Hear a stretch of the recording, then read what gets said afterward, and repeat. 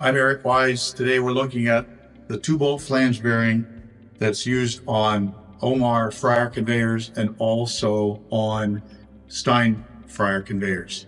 This is a 2-bolt flange bearing. It's custom manufactured for this application, so it tolerates the high temperature application, and it's all food grade, all stainless steel. This 2-bolt flange bearing is located on the submerging conveyor and also on the product conveyor, and it's also used in the sediment conveyor assembly.